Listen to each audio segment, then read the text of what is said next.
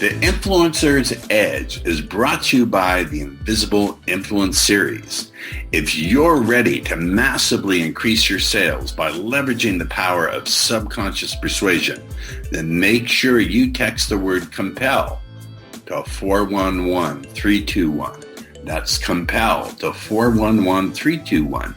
And if you're outside of the United States, then use WhatsApp and text the word COMPEL to 1-909-741-1321. Make sure you put in your best email address because that's how we'll deliver the goodies.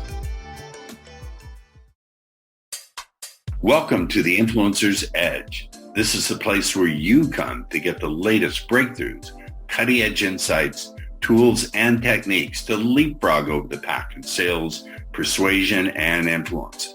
Be sure you visit our website at www.theinfluencersedge.com. And while you're there, subscribe to us via your favorite network. Now sit back, tune in, and enjoy today's episode.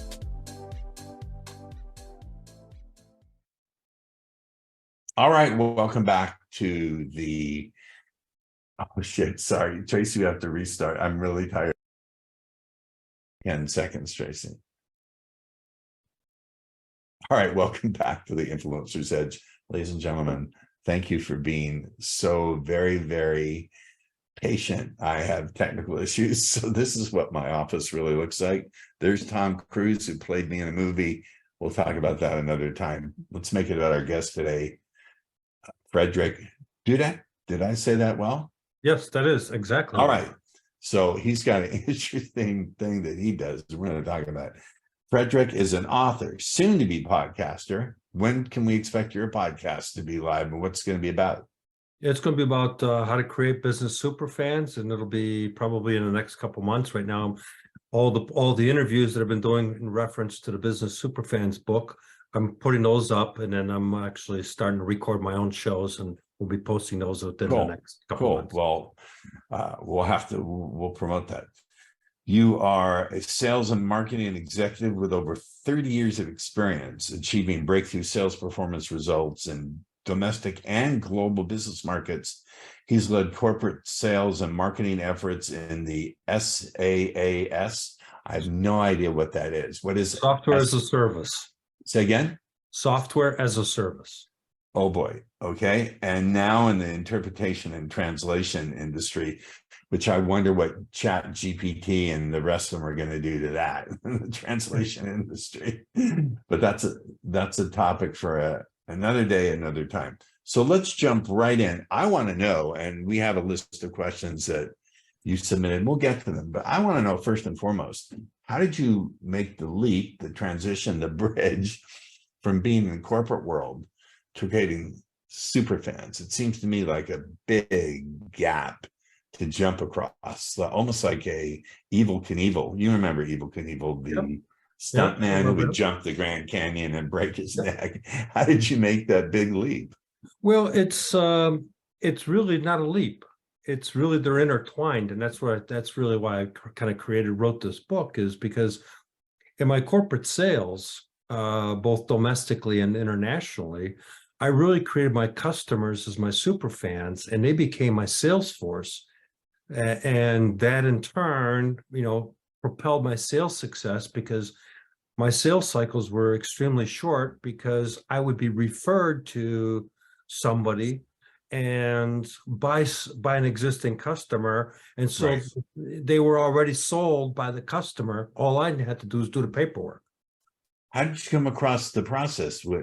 Who is your inspiration, or what were your inputs to come across this process?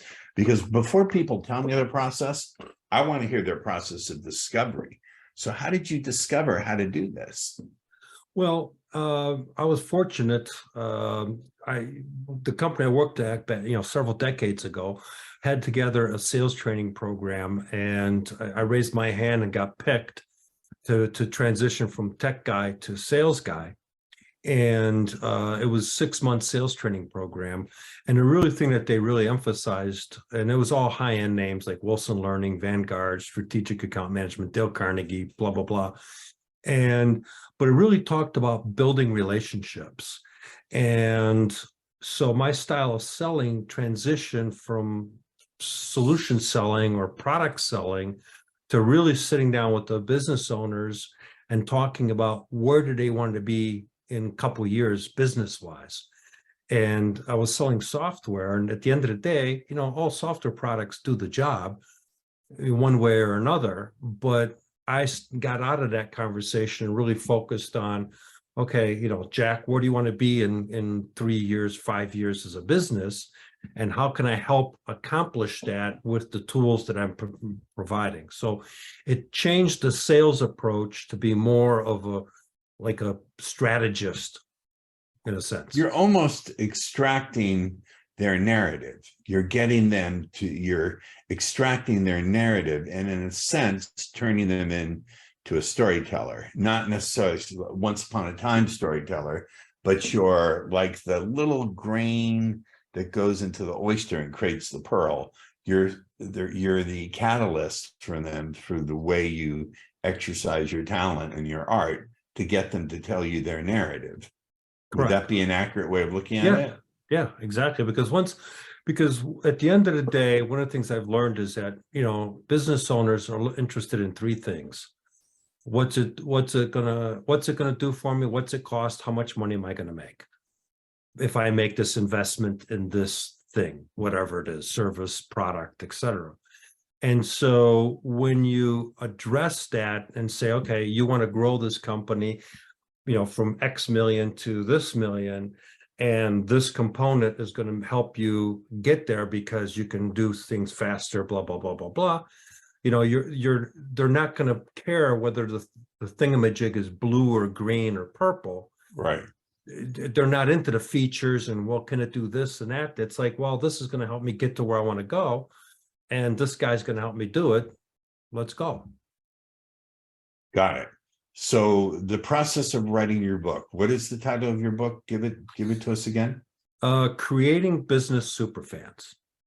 Does this apply? I'm assuming this applies to the entrepreneur, not just someone who has a corporation or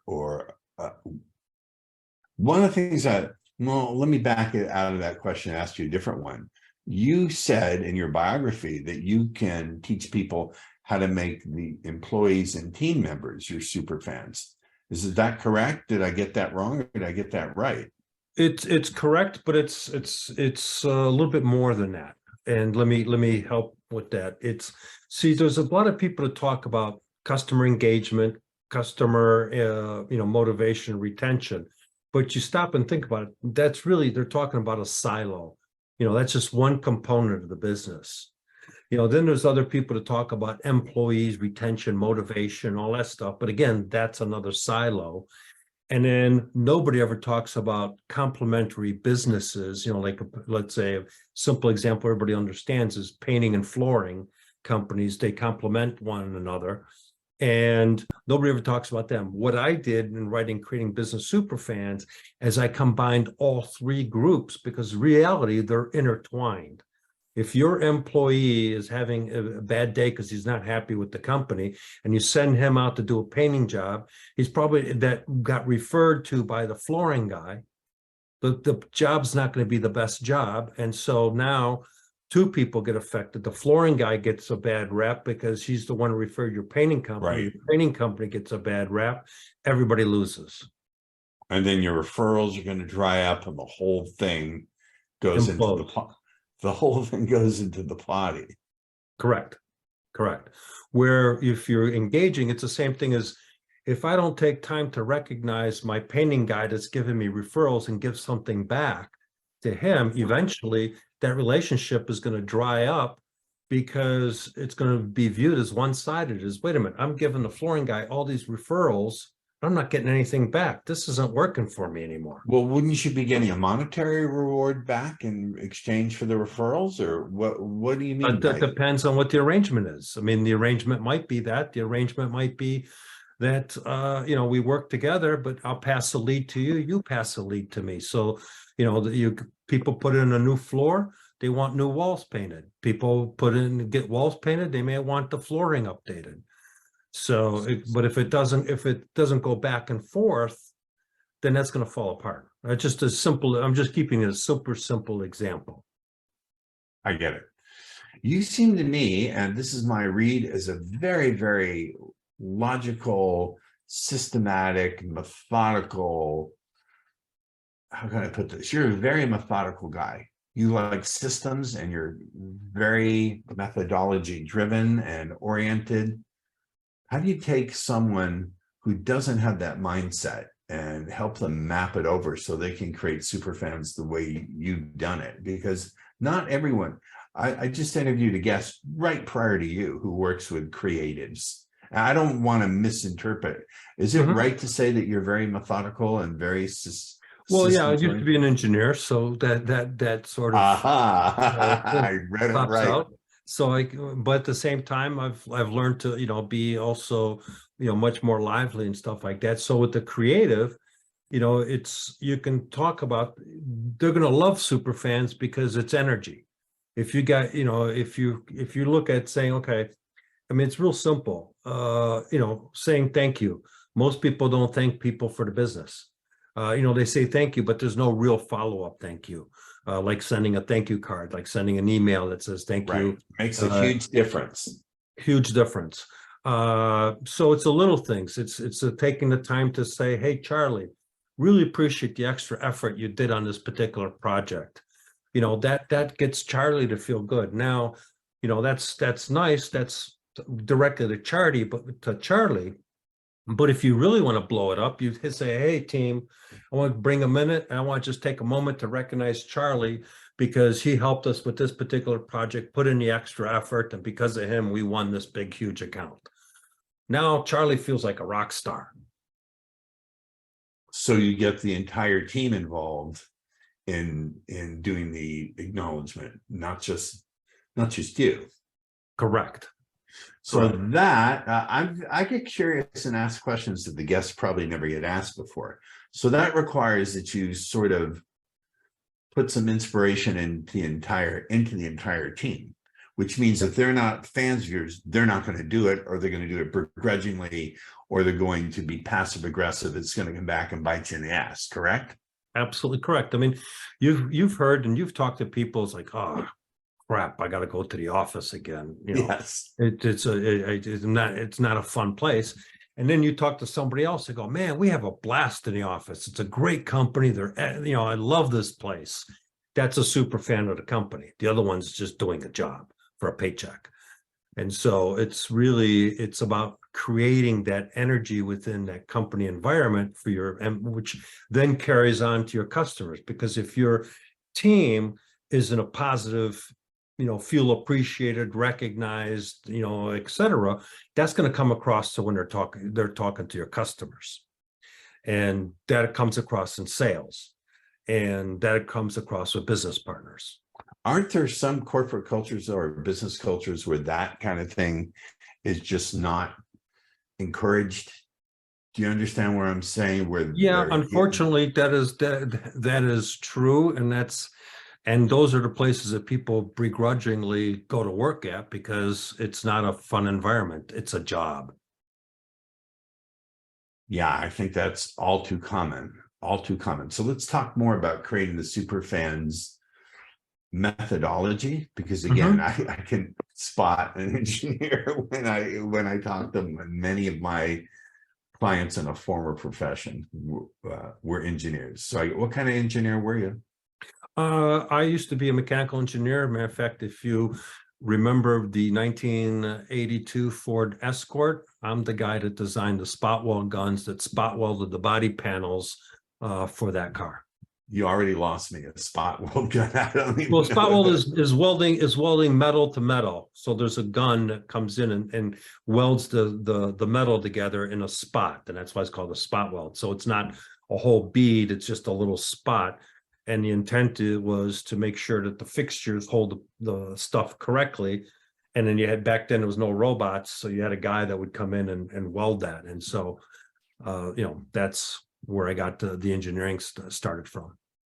Let's talk about creating superfans outside of a corporate environment, because I would divide our listenership into 40% salespeople, 40% entrepreneurs. But as you know, if you're not selling, you're dying. So all entrepreneurs had better be salespeople. And then another 15% are just people who are junkies for influence, persuasion, all sorts of out there topics that we sometimes cover and interview people or experts about.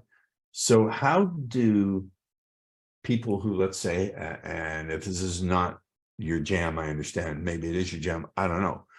How do you take people who have an online business and they're selling products or services, like someone is selling a course on how to be a successful doctor, how to build their chiropractic practice and get a flood of clients? How do you teach them to build super fans through social media, or is that? It's a combination, and I talk about all that stuff in the book. Actually, here's what the book looks like, and Hold it up and hold it. Yeah, so you can see there's pictures of us with our faces painted like super fans. Got it. And so excellent question. So for example, I know somebody, I know somebody that sells a course, and he's got it automated to, it sends that person, once they buy, a regular thank you card in the mail to the US Postal Service. Thank you for buying our course. And that has reduced his people cancellations and requesting money, because he's just showing gratitude and appreciation in his message for them coming on. So one of the things I teach about, and I'll just go through the chapters because it'll address everybody. So chapter 1 is, it all begins with prospecting. So I've got that in there for the entrepreneur just get started, or just some different ideas to help your prospecting aspect. Chapter 2 is why follow-up is super important, and it really talks about the importance of follow-up in a multitude of different areas. Chapter 3 is thank you builds a bond of trust, and that's why I said, it's important to send, thank you.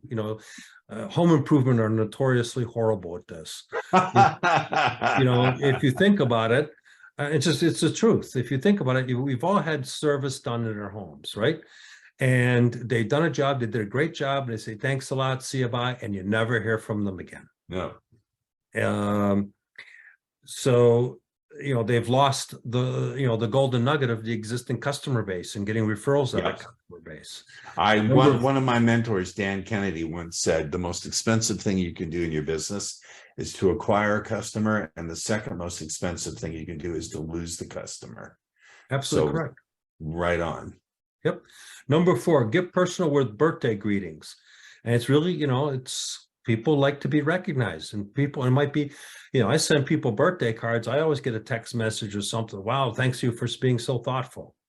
Create an environment of appreciation is the next chapter. Chapter 6, give them what they crave, recognition. And one of my sayings is, people will crawl through broken glass for appreciation and recognition. Absolutely. It's one of the human needs. It's a part of the hierarchy of human needs. Absolutely. Yep.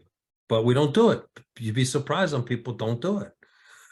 Retention saves you money. And we just talked about that. And, says, and I've read Dan Kennedy stuff. Number 8, go beyond expectation with the unexpected extras. This is huge, because this is doing something that somebody wasn't expecting. And, the quick short story is, we ordered some food from a place. We went to the place, and this is what inspired that chapter, is I went to go pick up the stuff, and no recollection of the order. So they get the manager says, oh, hey, it's our screw up. We see that you called, but somebody messed up. Here, have a beer on us. We'll cook it and bring it out to you. They cook it, they bring it out. I look at it. One of the meals is wrong. Because they went fast. Yeah, I've been there. So he apologizes profusely, runs back. He says, I'll personally make sure it's done. He comes back and he goes, oh, hang on a second. And while I'm checking the food, he goes back and he brings out a piece of cheesecake. He goes, it's our mistake. Here you go. And I says, okay, what do I owe you for this? He goes, absolutely nothing. We screwed it all up. This is on the house. So not only, and then he gives us 2 business cards with $5 off for the 2 of us for our next meals. that guy went. And you still have the card. Is that the actual card? Yeah, no, it's not the actual card. I use it. Okay. We've become fans of the place, and we've gone back there frequently because the food's great, but he handled it top shelf. I mean, he threw an unexpected extra in there. The meal was on the house. I got a free dessert and I got discount. So how would that translate to like an online business? You give an extra bonus that you didn't, that was not in the package. Yeah, I've gotten stuff. I've ordered stuff online from some companies, and all of a sudden I find a little trinket that's a little something extra. Wait, this is how Cracker Jacks built a fortune. They would put the little toy in there. No one bought Cracker Jacks for the crappy Cracker Jacks, and they didn't tell you what the toy was. You bought them just so you could empty out the Cracker Jacks, get yelled at by your digging in mom, to find that sucker, ruin everything because your dirty little paws were in there, and not eat the Cracker Jack because you wanted the useless toy that the kids would swallow and choke on. You got it. You got it. Okay. Number 9, reviews are the new word of mouth. And it's true. I mean, everybody nowadays, we go look at our smartphones, we look at the restaurant, we read the reviews. Absolutely. So reviews is the new word of mouth. And number 10 is growing exponentially through referrals. Referrals is really, the currency. Yes. And number 11 is attraction is rooted in gratitude. And that's really important, is to be grateful and express your gratitude for getting the referral and all that stuff. Absolutely. And the last chapter, I call it, is game time. Is okay, get off your doofus and let's start doing something. And where I take it further is each chapter has a question. And what we did is, per each chapter question, I created what we call the Superfan scorecard wheel. Okay. And so this wheel has per each chapter, and there's instructions on what to do involved in here. And you put a dot, it's like a dartboard. And you put a dot, and then you connect the lines, and you'll most people end up with the dilapidated wheel. And then you can see what you need to do. And then there's in here, okay, what it is that I'm going to do. And this is free. What am I going to do to improve my area in prospecting? What am I going to do to improve my area? I think it's a really good idea, because if you just write it down, like writing in a journal, it's one thing. People need a visual representation for it to really go in. So this is another, the guy who designed the glue gun is designing the way his learning system works and the way people actually learn visually. So once again, your engineering background, I always this fascinates me. My last guest was talking about her background as a scientist and how she now does high ticket sales. And I said, do you see the relation? It doesn't really matter, but I'm seeing the relationship between your engineering mind and how you designed this book. Do you think if you had not been an engineer, you would have designed it this way?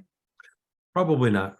Probably not. No, because it's a book. Each chapter is designed as a self-enclosed chapter. And what I mean by that is, if I'm looking, what do I need to do to recognize my third-party partners?